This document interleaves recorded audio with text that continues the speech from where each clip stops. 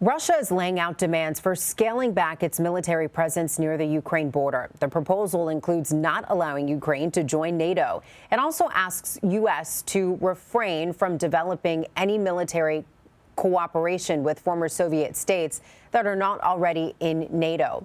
White House Press Secretary Jen Psaki said on Friday the administration has seen the proposal and is discussing next steps with European allies. The demands come as tensions rise in Eastern Europe. Ukraine officials are worried Russia is building up troops along its border in preparation for an attack. Moscow denies the claims and accuses Ukraine of the same. For more on this, we'd like to bring in CBS News intelligence and national security reporter Olivia Gazis. Olivia, great to see you.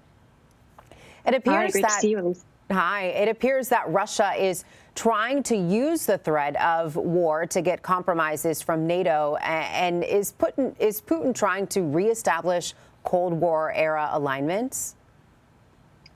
Well, so Russia and more specifically President Vladimir Putin are doing exactly what they do best and have a history of doing, which is playing geopolitical chess. The document that they published today lays out the sprawling and you could say very much brazen set of demands that, yes, would catapult us back several decades into the Cold War era.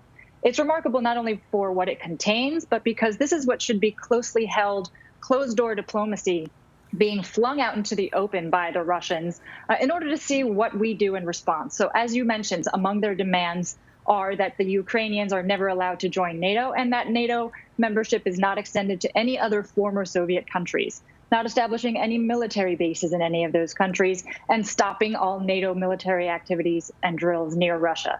All of those demands are already complete non-starters for NATO, which has already said so, and for the U.S., who say that the alliance's future is only going to be determined by NATO itself. So these demands are, in fact, so exorbitant that a lot of analysts are saying that they're crafted such that they fail, and that Moscow has even more of a pretext to say, well, we tried, diplomacy didn't work, so we're going to move ahead with our military incursion into Ukraine. So there are several NATO members or allies that border Russia or its sphere of influence. How would you say that how would they be affected by these Russian demands? Sure. Well, the U.S. and NATO are both insisting that no member of this alliance or any other partners in Europe that are going to be affected by these discussions are going to be excluded from the table. That very crucially includes Ukraine. A senior State Department official said today, made expressly clear that no talks on European security are going to take place without European allies and partners participating. And again, the chances that Russia is going to get a written guarantee guaranteeing that NATO is not going to expand is pretty much nil. And in fact, both President Biden and NATO have said that if Russia does proceed with this military incursion into Ukraine, there's a significant chance that more troops are going to be moved into border countries like Poland, like Latvia, like Lithuania, right on Russia's border. So in addition, that's of course in addition to crushing sanctions that the U.S. and the Europeans have been drafting together in the event that Russia does make a move. So the Biden administration says it's discussing parts of Russia's proposal with European allies. What are they looking at? Yes, the document that the Russians published today details demands related to other things like conventional arms control and nuclear arms control that goes beyond NATO and involves other international partners. So the senior State Department official who spoke today said that the U.S. is looking at how exactly to do that, how to structure the talks in a way that the right countries are at the table discussing the right issues.